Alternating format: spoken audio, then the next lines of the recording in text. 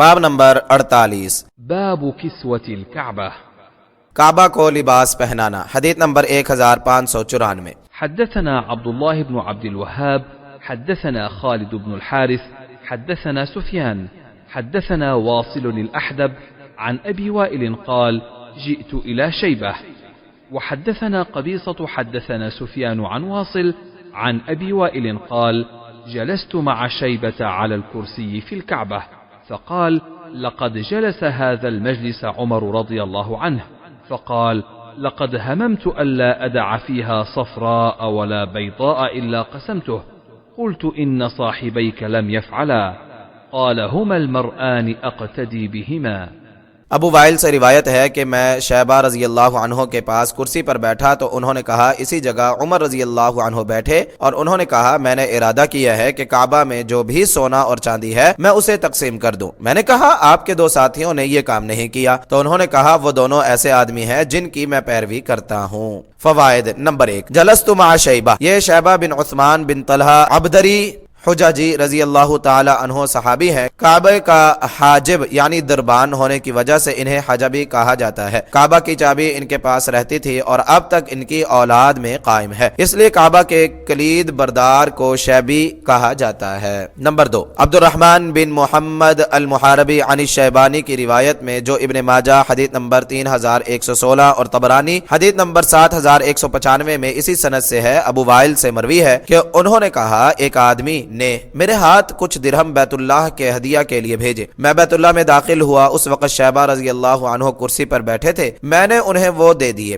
انہوں نے کہا یہ تمہارے ہیں. میں نے کہا نہیں، اور اگر یہ میرے ہوتے تو میں انہیں تمہارے پاس نہ لاتا. انہوں نے کہا سنو، اگر تم نے یہ بات کہی ہے تو عمر بن خطاب رضی اللہ تعالی عنہ اسی طرح کرسی پر بیٹھے ہوئے تھے جہاں تم بیٹھے ہوئے ہو. الی آخری. فتح الباری. نمبر 3، صفراء ولا بیضاء. اگرچہ صفراء کا معنی زرد اور بیضاء کا معنی سفید ہے مگر یہاں ان سے مراد سونا اور چاندی ہیں. ابن الجوزی نے کہا جاہلیت میں لوگ کعبہ کی تعظیم کے لیے بطور ہدیہ مال بھیجتے تھے جو وہاں جمع ہو جاتا تھا. فتح الباری. نمبر 4، اسماعیلی کی روایت میں ہے کہ عمر رضی اللہ تعالی عنہ نے کہا میں یہاں سے نہیں جاؤں گا جب تک کعبہ کا مال فقراء مسلمین میں خرچ نہ کر دوں. اس پر شیبہ رضی اللہ عنہ نے رسول اللہ صلی اللہ علیہ وسلم اور ابو بکر رضی اللہ عنہ کا حوالہ دے کر کہا کہ آپ کے ساتھیوں کو اس کی زیادہ ضرورت تھی مگر انہوں نے یہ کام نہیں کیا. تو عمر رضی اللہ تعالی عنہ نے اپنا ارادہ ترک کر دیا اور کہا کہ ان دونوں ہی کی میں اقتداء کرتا ہوں. نمبر 5، رہی یہ بات کہ رسول اللہ صلی اللہ علیہ وسلم نے اسے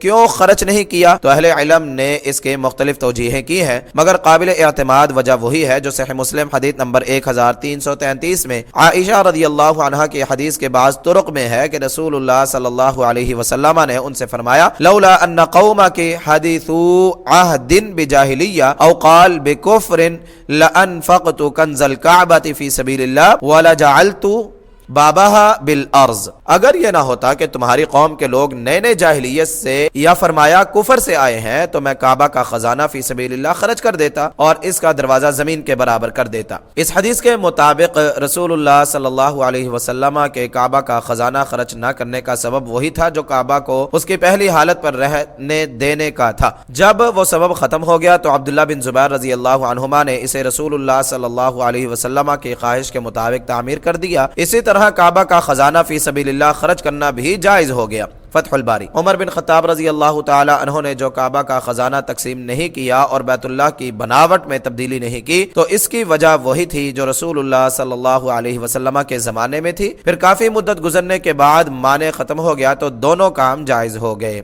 نمبر 6، یہاں ایک سوال ہے کہ اس حدیث کی باب کسوۃ الکعبہ سے بظاہر کوئی مناسبت نہیں. اس کا جواب یہ ہے کہ زمانہ جاہلیت سے لے کر لوگ کعبہ کی تعظیم کئی طرح سے کرتے چلے آئے ہیں جن میں اس کا حج، عمرہ، طواف، استلام، قربانیاں، اس کے قلادے، اس کا اشعار، کعبہ کے لیے سونا چاندی اور اموال بھیجنا، کعبہ کے لیے قیمتی سے قیمتی غلاف تیار کر کے اس پر چڑھانا. غرض ہر طرح سے اس کی تعظیم جاہلیت میں جاری رہی اور اسلام نے بھی اس کی تعظیم کے وہ تمام طریقے جاری رکھے جن میں اللہ تعالیٰ کے کسی حکم کی نافرمانی نہ ہوتی ہو. چنانچہ اسلام کے بعد بھی لوگ کعبہ کے لیے سونا چاندی اور دوسری اشیاء بھیجتے رہے. گویا کعبہ کے لیے اموال بھیجنے کے مشروع ہونے سے امام بخاری نے اس کے لیے غلاف کی تیاری کے مشروع ہونے پر استدلال کیا ہے. دوسرا استدلال یہ ہے کہ معنی دور ہونے پر کعبہ کے لیے ہدیہ شدہ سونے چاندی کو فی سبیل اللہ خرچ کرنا نہ صرف جائز ہے بلکہ یہ رسول اللہ صلی اللہ علیہ وسلم کی دلی خواہش تھی۔ اسی طرح کعبہ سے اترنے والے غلاف کو جس پر سونے چاندی کا کام بھی ہو فروخت کر کے اس کی قیمت کو فی سبیل اللہ خرچ کرنا جائز ہے، پھر وہ فی سبیل اللہ خواہ کعبہ اور اس کی ضروریات ہوں، خواہ فقراء